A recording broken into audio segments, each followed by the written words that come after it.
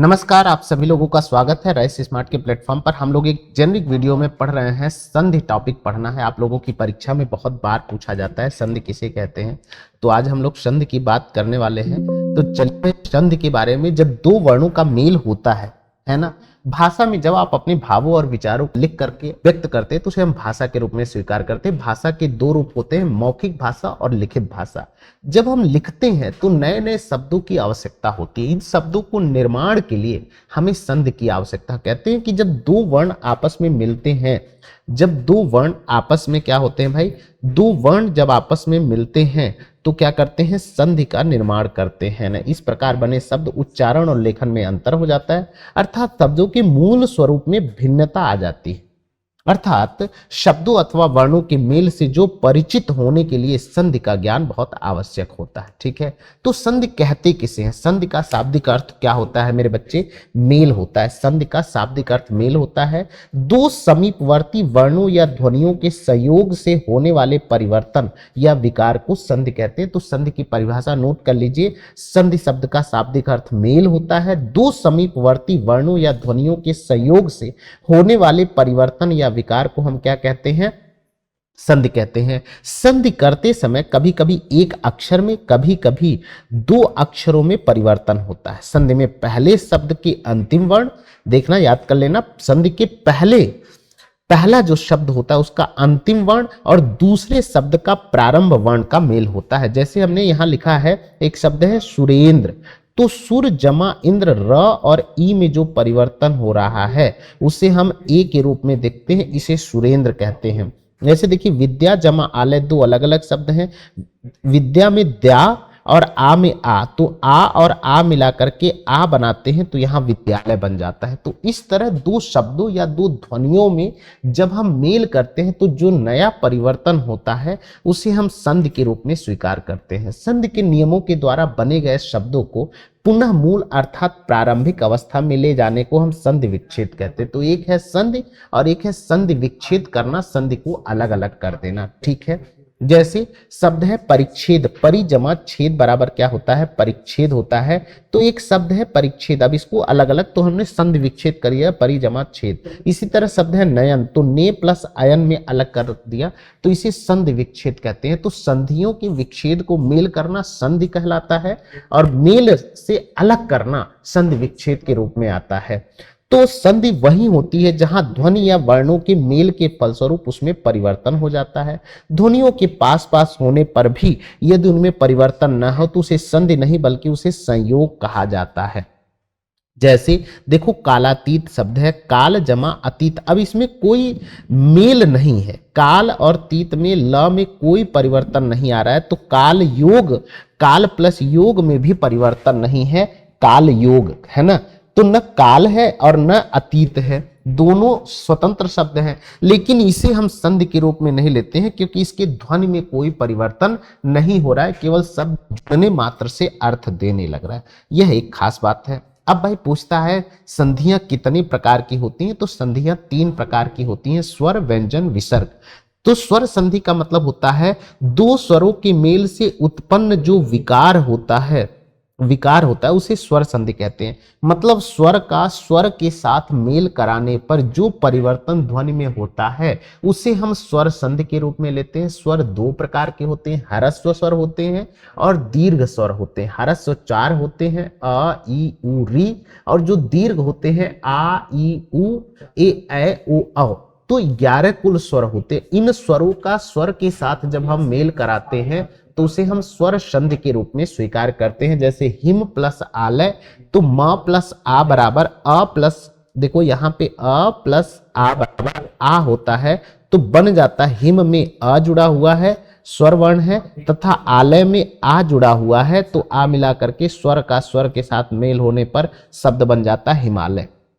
इसी प्रकार जो व्यंजन संधि है, व्यंजन संधि का प्रारंभ जो है, प्रथम वर्ण यदि व्यंजन हो तो वहां व्यंजन संधि होती है। जैसे दिक जमा अंबर बराबर क्या होता है? दिगंबर होता है। तो ऐसे में क व्यंजन वर्ण के रूप में आता है। तो जब स्वर का स्वर के साथ मेल हो तो स्वर संधि, व्यंजन का स्वर के साथ यदि मेल हो रहा है तो उसे व्यंजन संधि कहते हैं। इसी प्रकार जो तीसरी संधि होती है उसे विसर्ग संधि कहते हैं।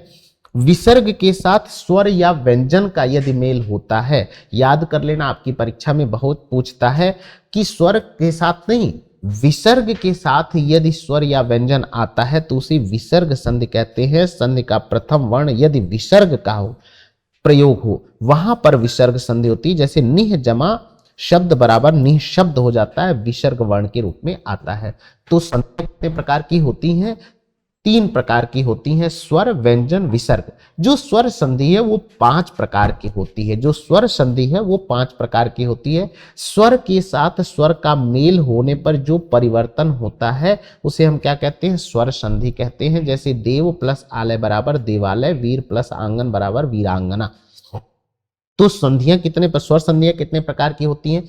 5 प्रकार की होती हैं। दीर्घ स्वर संधि, गुण स्वर संधि, वृद्धि स्वर संधि, यण संधि और अयादि स्वर। तो दीर्घ गुण वृद्धि, यण और अयादि, दीर्घ गुण वृद्धि, यण और अयादि, ये 5 प्रकार की स्वर संधियां होती हैं। पहला जो संधि है वो दीर्घ स्वर संधि है। कौन सी है भाई? दीर्घ स्वर संधि है। इस संधि का सूत्र है अकह सवर्णे दीर्घ। ये याद कर लो, परीक्षा में पूछता है अकह सवर्णे दीर्घ। यदि अ ई उ या आ ई उ स्वर एक दूसरे के पश्चात आ जाए तो मिलाकर आ ई उ हो जाता है। इस परिवर्तन को स्वर संधि कहते हैं। देखो उसको और सरल से लिखो, यदि अ ई और उ को किसी भी आ ई और उ के साथ मेल कराया जाए तो आ ई उ ही निर्मित होता है। इसी को स्वर संधि कहते हैं। अब इसको सरल कर सकते हैं, यदि हम अ आब्लिक आ को प्लस करते हैं अ आब्लिक आ से तो किसी भी परिस्थिति में आ ही आता है। इसी प्रकार अगर हम ई आब्लिक ई को प्लस करते हैं किसी भी ई आब्लिक ई के साथ, है ना, तो क्या बन जाता है? बड़ी ई बन जाता है। इसी तरह उ आब्लिक उ को, है ना, यदि हम जोड़ते हैं उ आब्लिक उ के साथ, है ना, क्या करते हैं भाई? जोड़ते हैं तो हम क्या बनाते हैं? बड़ा उ बनाते हैं। अब इस देखो ये फॉर्मूला है दीर्घ स्वर संधि का। अगर हम इसको सरल करें, इस आ को अ के साथ मिला दें, चाहे इस आ को इसके साथ मिला दें, चाहे इसको इसके साथ मिला दें, चाहे इसको इसके साथ मिला दें, तो 4 ही कंडीशन बनता है। देखो अ प्लस अ बराबर भी आ होगा, या अ प्लस आ बराबर भी आ होगा, या फिर आ प्लस अ बराबर भी आ ही होगा, और आ प्लस आ बराबर भी आ ही होगा। तो इसके 4 कंडीशन बनते हैं, याद कर लेना। इसी तरह ई का भी बनता है, उ का भी मिलता है। इस सब को क्या कहते हैं? दीर्घ स्वर संधि कहते हैं। क्या कहते हैं भाई? दीर्घ स्वर संधि। जैसे देखो अ प्लस आ बराबर क्या बन गया? आ, तो पुष्प जमा अवली बराबर क्या हो गया? पुष्पावली। तो प और अ, तो प में क्या छिपा हुआ है? अ, और प्लस यहां अ हो गया तो क्या बन गया? बड़ा आ गया, पुष्पावली हो गया। देव जमा अर्चन बराबर देवार्चन हो गया। ठीक है। आ प्लस अ को देखो, हिम जमा आलय बराबर हिमालय, लय हिमालय हो गया। ठीक है। सत्य जमा आग्रह बराबर सत्याग्रह हो गया। य प्लस आ मतलब अ प्लस आ बराबर सत्याग्रह हो गया। इसी तरह आ प्लस अ को जोड़ देते हैं भाई, देखो क्या है? माया जमा अधीन बराबर मायाधीन, सीमा जमा अंत बराबर सीमांत। तो यहां पे दीर्घ स्वर संधि का उदाहरण आपने पढ़ लिया। अब नेक्स्ट पढ़िए गुण स्वर संधि का उदाहरण। इस संधि का सूत्र है आदि गुण। जैसे स्वर संधि का है ना पढ़ा था, उसी तरह आदि गण होता है। जब अ अथवा आ के बाद ई या उ या री आ जाए तो क्या बन जाता है? ए ओ अर बना देता है। तो इसको कैसे पढ़ते हैं? यदि कोई वर्ण में, देखो क्या कह रहा है? आ, है ना, आ के आगे क्या हो जाता है? ई या उ या री हो, तो ऐसी परिस्थिति में ई का क्या बन जाता है मेरे बच्चे? ए, उ का क्या बन जाता है? ओ, और री का क्या बन जाता है? अर बन जाता है। याद कर लेना, ए ओ अर बनाता है, ए ओ अर बनाता है। इसे क्या कहते हैं? गुण संधि। दीर्घ के बाद क्या आता है? गुण संधि।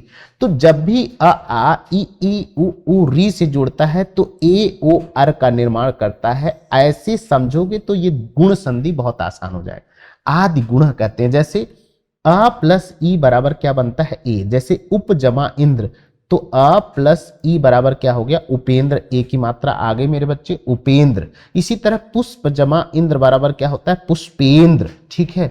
इसी तरह अ प्लस ई बराबर ए, अब देखो क्या आ रहा है बड़ी ई में, तो गुण जमा ईस बराबर क्या होता है गणेश, है ना, गणेश, ण पर ई, है ना। सोम जमा ईस बराबर सोमेश, तो ये ए की जो मात्रा आ रही है ये यहां से आ रही है। आ प्लस ई बराबर ए, रमा जमा ईस बराबर क्या होता है रमेश, महा जमा इंद्र बराबर क्या होता है महेंद्र। तो इसे हम किस रूप में स्वीकार करते हैं मेरे बच्चे, गुण संधि के रूप में स्वीकारते हैं।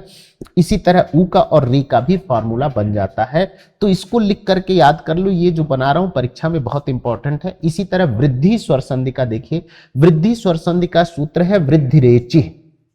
क्या सूत्र है वृद्धि रेचि होता है जब आ के आगे ए आता है तो दोनों का अ हो जाता है, आ के आगे ओ आए तो औ हो जाता है, और आ का औ का हो जाता है, तो उसे वृद्धि संधि कहते हैं। अब देखो क्या कह रहा है, यदि अ आबलिक आ के आगे क्या हो जाता है भाई ए ओ, है ना भाई, आ के आगे ए या ए आ जाए, है ना, ए आबलिक इसे हटा दो,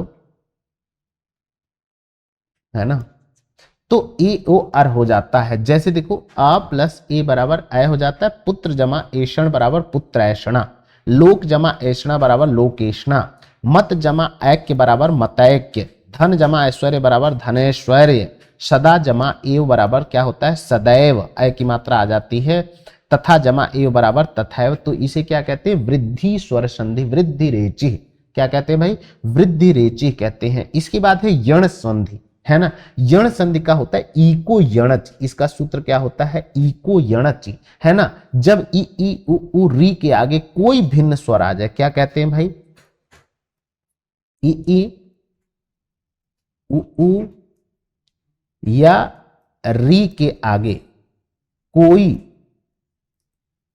भिन्न स्वर आ जाए तो क्या हो जाता है भाई ई आगे क्या हो जाता है, तो य उ के सामने आ जाए तो य व, और री के सामने आ जाए र, य व र बन जाता है, क्या बन जाता है य व र में परिवर्तित हो जाता है। तो ई उ री के सामने कोई भिन्न स्वर आ जाता है तो य व र बन जाता है। जैसे देखो ई प्लस अ बराबर य, अति जमा अल्प बराबर अत्यल्प, अति जमा अधिक बराबर अत्यधिक। इसी तरह ई या आ जाता है, इत जमा आदि बराबर इत्यादि, अति जमा अचार बराबर अत्याचार, अभि जमा उदय बराबर अभ्युदय, प्रति जमा उत्तर बराबर प्रत्युत्तर। तो मेरे बच्चे इस तरह से ई उ री के साथ कोई भी भिन्न स्वर जुड़ जाए तो उसे क्या कहते हैं य व र का निर्माण हो जाता है। किसका निर्माण हो जाता है य व र का निर्माण हो जाता है। इसी प्रकार जो अयादि संधि है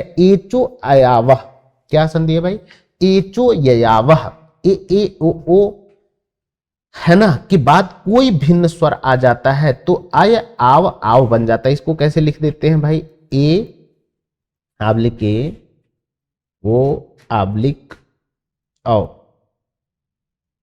के साथ कोई भिन्न स्वर आए, कोई भिन्न स्वर आ जाए तो ए ओ का क्या बन जाता है ए का आय, ओ औ का आय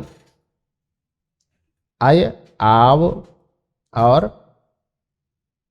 ए ओ औ का आव बन जाता है, औ का आव बन जाता है, आय हो जाता है, अब आव हो जाता है, ये हो जाता है, ठीक है।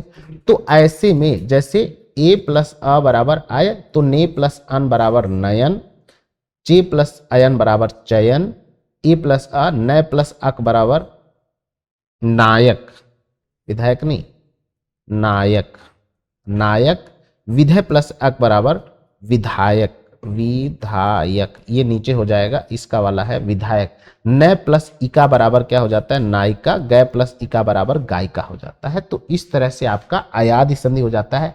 ए औ ओ औ के साथ कोई भिन्न स्वर आए तो आय अब आव के रूप में परिवर्तित हो जाता है। तो आज संधि का जेनरिक आपके सामने यहीं पर करता हूं खत्म। लिखिए, पढ़िए, याद कर लीजिए, बहुत महत्वपूर्ण परीक्षा है। बहुत बहुत धन्यवाद।